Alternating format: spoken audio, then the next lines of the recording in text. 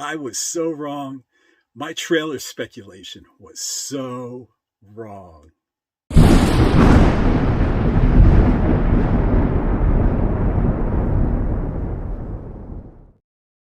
Welcome to the official YouTube channel of Eternia.com. I'm your host AJ, and today I'm bringing you a non-spoiler review of Masters of the Universe Revolution. Now, again, there'll be no spoilers in this review, but I may bring up a few aspects already publicly revealed in the trailers and Comic-Cons. So if you're avoiding all things Revolution, including the trailers, I would stay away from this too. So Masters of the Universe Revolution is the new installment of the new Masters of the Universe. Established on Netflix in 2021 with the Masters of the Universe Revelation animated series, followed by an assortment of tie-in comics. Support your local comic shop. Masters of the Universe Revolution is our first sequel series to that original animated series. So the last time we were on Eternia, the planet turned to shit. He-Man died, and then magic died, and then the world started turning into this wasteland. But instead of needing like gasoline like in the world of Mad Max, you know, Eternians were like, hey, psst, you got any magic? But the point was, Eternia was dying in Masters of the Universe Revelation until He-Man was resurrected and magic was saved. But then things got worse when Skeletor got the power. And then things got even worse when Evelyn took the power, ultimately resulting in many deaths and the destruction of heaven itself, Preternia.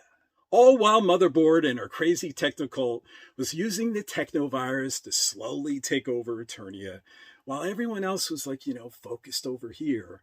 Motherboard was paving the way for the coming of Hordak and his total domination of Eternia. So Masters of the Universe Revolution pretty much takes place where Revelation left off, with a lot of things in Eternia still wrong and a lot of things in the world that still need fixing. And if all the issues in Eternia, wasn't enough for everyone, as revealed in the trailer, Turnos has to deal with an untimely death, the death of Adam's father, King Randor, and just when those two were getting so close. Oh well. But then the narrative, pretty much asks the question, can Prince Adam serve Eternia both as king and He-Man? Now, the first thing I was struck by is the pacing of Masters of the Universe Revolution. It moves at this brisk speed of a freight train. The pace feels much leaner and meaner the second time around. Now, perhaps it's because this entry is half the amount of episodes than the original series was, but I think it's also because it's just packed in a lot of story in just 5 episodes. And because of that, there is less real estate used for, what we got in abundance of the last time, which was monologues and deep character development. Now, if those monologues and deep character development was your bread and butter the last time around, you'll probably be missing that here, just a little. You still get it, it's just not as much. But if action and excitement is your bread and butter, and you're left, wanting less lulls and more action after watching, the previous series, Masters of the Universe Revelation, then you are going to be pleased here, because this rip-roaring sequel, pound for pound, gives fans maybe the best action I have ever seen in MOTU animation to date. Now, another thing that intrigued me is how Masters of the Universe Revolution turned what I knew about this universe to be on its head. Before Revolution, Masters of the Universe Revelation was promoted by Kevin Smith as a spiritual sequel to the 1983, Filmation series He-Man and the Masters of the Universe, with a sprinkle of new elements. And for the most part, less a few creative liberties, it felt that way. But now with Masters of the Universe Revolution, it feels like they pulled away from that spiritual sequel approach, and it's entirely its own thing now. Even at the end of Masters of the Universe Revolution, my expectations were subverted. And I was like, wow, okay, you're really going there? You're doing that?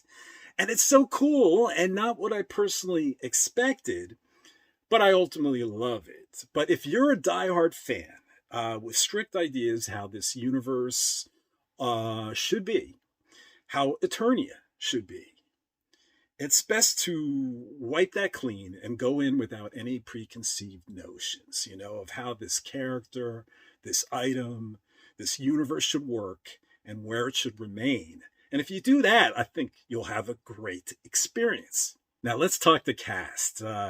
This was an absolute stellar cast, of course, right? Look at those names. And Lena Headey as Evil Lynn was just absolute perfection. She had these two moments where she actually had me laughing out loud more than any other character. She really doesn't get enough credit, I think, for her comedic delivery. And then there was Griffin Newman, who I think really solidified his position as my favorite Orko of all time, I adore the modulated voice of Filmation founder Lou Scheimer, as Orko in that classic Filmation series, He-Man and the Masters of the Universe.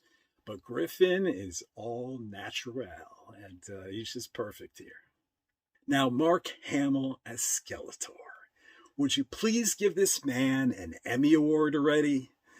He was nominated for a Children's and Family Emmy in 2021 for Masters of the Universe Revelation. But he didn't win, but boy, does he deserve it here more than ever now for this performance. And Chris Wood as Adam and He-Man. Wow, does he just own these roles now? He was so good. And still, does it get any better than Tony Todd as Scareglow? I don't think so. And Root, I can't believe Stephen Root as Cringer and Battlecat. At the San Diego Comic-Con 2022, Kevin Smith revealed to the audience that Battlecat will finally speak in Masters of the Universe Revolution. And I couldn't be more excited, and indeed, once I saw it, it's great. Battlecat doesn't talk much at all here, but when he does, it became the two most favorite moments in the series for me. Now, Masters of the Universe Revolution did fool me a little when it came to its returning cast. And this is in regards to, there were some characters in Masters of the Universe Revelation in that previous series that were voiced by some very cool actors. And when I saw them return on screen, I was like, yes, I'm going to hear these actors again. But nope. Nope, they aren't actually back. It's just their animation models that are back. And some of those returning faces don't have any lines and any dialogue. So a couple times, I found them like oddly silent in the background, which kind of took me out of the story a little bit, But it was nothing too dramatic. It was actually kind of funny. I was like, okay, I guess this character only does, sign language now. Now, the new cast was great here, too, especially actor Keith David. I mean, he was just utter perfection as the role of Hordak. And definitely the best Hordak on screen ever. His commanding delivery had the gravitas of someone like Josh Brolin as Thanos. But it was still different enough to have its own, identity. And it was just absolutely brilliant casting.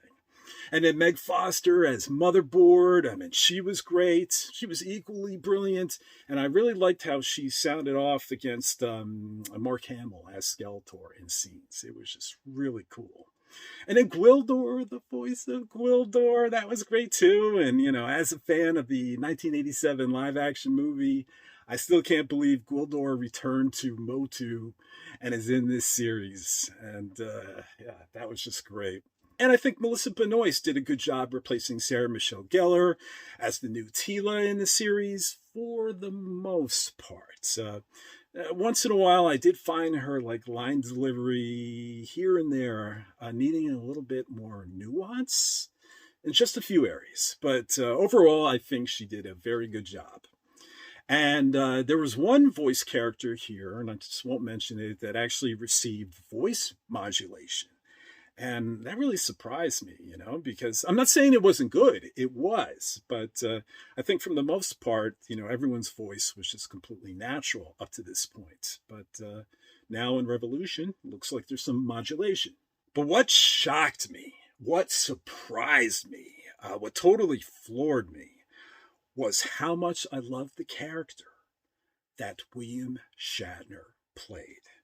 Now, I'm not going to reveal what character he plays, no spoilers, but if you told me like a few years ago that William Shatner would be playing this character in this series, and it would turn out to be my favorite character in the series, I would have told you you are crazy.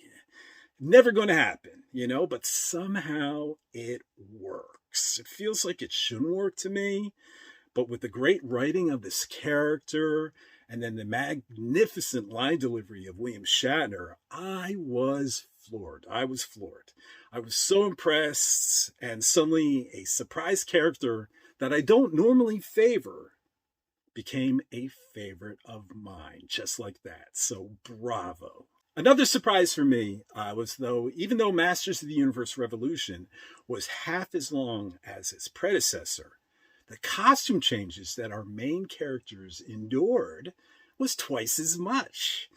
And then some. And as a Masters of the Universe, action figure collector, I started counting the costume changes as I watched, saying, oh, that's going to be a figure, and oh, that's going to be a figure, and oh yeah, that's a figure. And basically there are so many great new versions of our favorite characters here that if they turn these into figures, I'm going to be so broke. But it's so cool. Let's see, the storyboarding sequences, the choreographed fight scenes, the direction by Adam and Patrick, the gorgeous visuals from Powerhouse Animation Studios. All of it was top-notch again. And it was even better than Masters of the Universe Revelation. And Bear McCreary's score is absolutely brilliant again, but it did sound like most of the work was not new compositions, but reworks of the original themes from Masters of the Universe Revelation, which I didn't mind. It was still just great. Oh, and not just one, but we get 2 credit stingers this time at the end of Masters of the Universe Revolution. Not one, but 2. And, both really surprised me, and both are actually absolutely amazing. And, I had this certain idea going in, the logical step where a post-story stinger scene would point us to at the end of Masters of the Universe Revolution series.